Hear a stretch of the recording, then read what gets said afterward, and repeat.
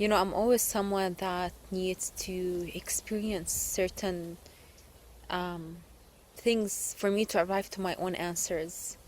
Because I always felt that, no.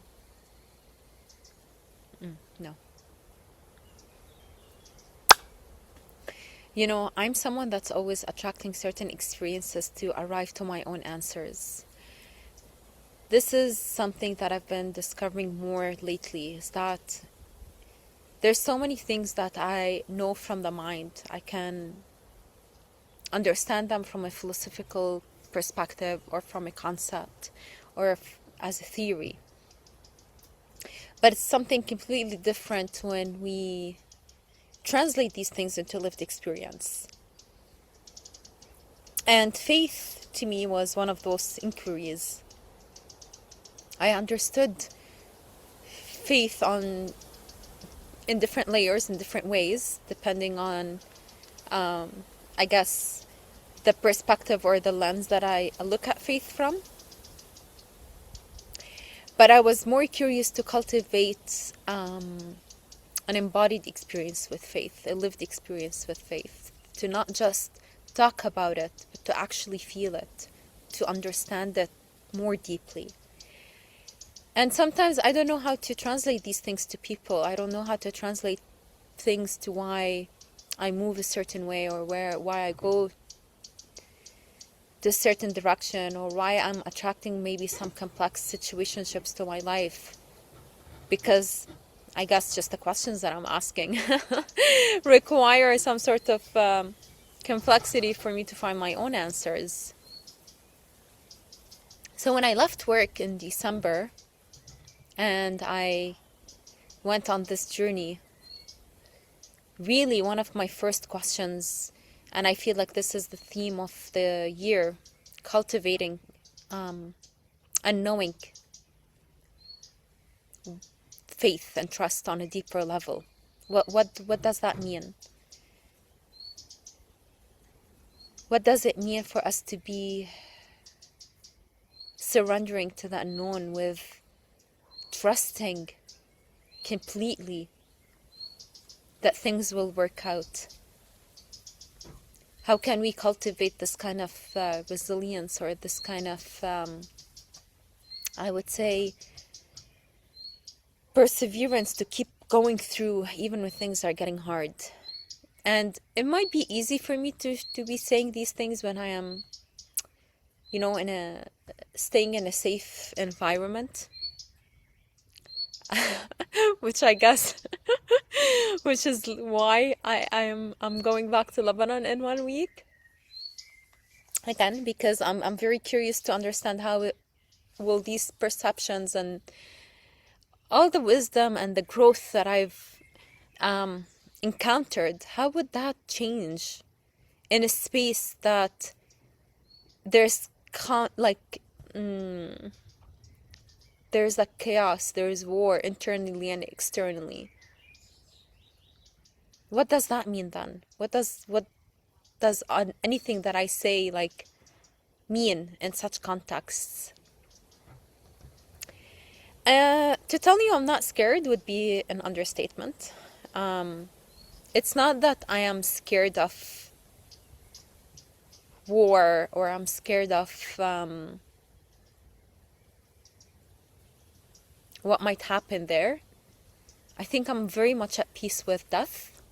I'm at peace with the idea that I trust when it's time for me to go, then it's time for me to go. I love life. I love to experience life. Obviously, I have so many dreams and ambitions and things that I want to live and to explore. But I think I'm at peace that when it's my time, it's my time. I think what's worrying me more and what's scaring me more is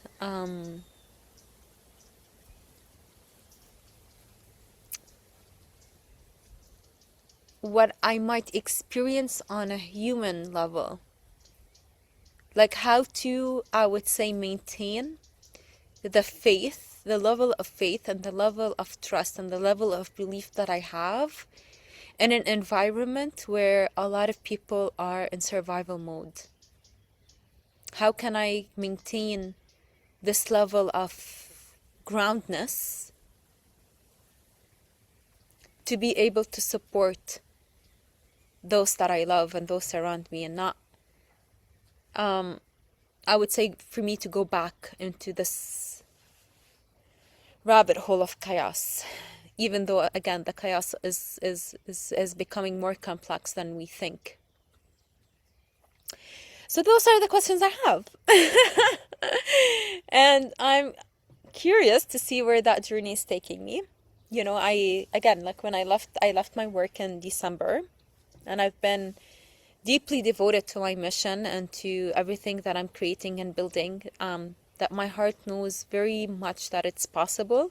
Maybe my mind and my personality are still trying to catch up with what I already know. Maybe it's still not so easy for me to articulate my thoughts properly into a way the audience can receive what is it that I'm actually doing and creating. And that was the test that I think I felt I put myself in the first 5 months of life. The first 5 months were to cultivate the deeper trust within me first, that I have full faith and belief in what I'm here to do, what I have to create. And there were definitely a lot of walls and barriers that I had to break out from. A lot of limiting beliefs that I'm still working with. Like, it's not like something, they just disappeared. It's a constant work, and it can be very exhausting, to be honest, right? It's like, this is all you get 24/7. That's all my mind is thinking about, and trying to really break those fears, because there's no way I'm looking back. There's no way I'm going back to what's familiar and what's comfortable. I signed up for this, and I'm all in it. I'm devoted for it, and I'm challenging myself to deepen that faith within me that I can do it. Not because I want to prove anything to anyone. It's more because I know that I'm capable. And it's more about me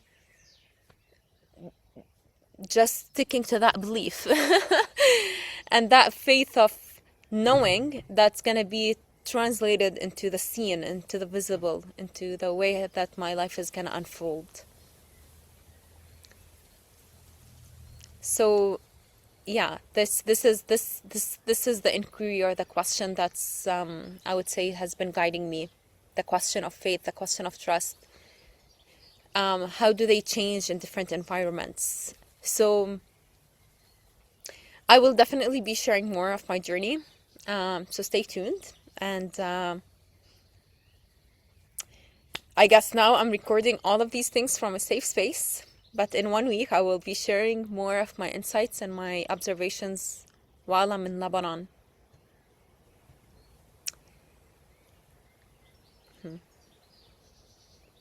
And for the longest time, I think what's been troubling me is that for the longest time, I felt that I don't want to go back until I'm strong and I'm grounded and I have a solid foundation. So that way I can face whatever I need to face. I've been waiting to create this perfect image in my head, or this perfect circumstance, or this perfect situation in my head of what I think or where I think I need to be before I go back to Lebanon. And I am breaking I'm breaking that expectation or that perfection idea in my head. And I have to face it.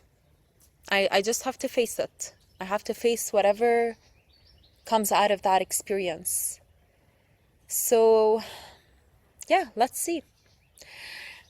Let us see what is in store for us. I think what I am proud and confident about, at least, is that I've cultivated, like, the past 5 months, I think I've cultivated enough self-trust and self-belief and some sort of tools to,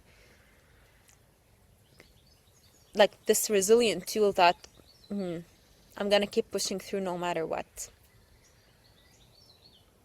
And if people that are under destruction, under, more complex circumstances are still able to wake up every day and continue with life, I guess so I can be that too.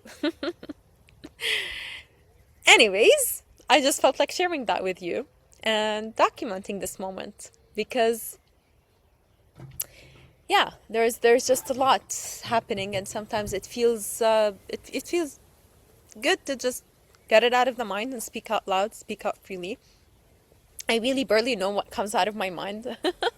A lot of the times I get told that I speak without thinking, which I'm not sure I agree with because I'm someone that thinks a lot, right? Like, I'm always constantly thinking, and then when I speak because I'm ready to share something. So, but maybe I am too, to certain ears. I can be a bit blunt. So, yeah, you might be asking, really, what's the point of this video? There isn't really any point. It's just me sharing.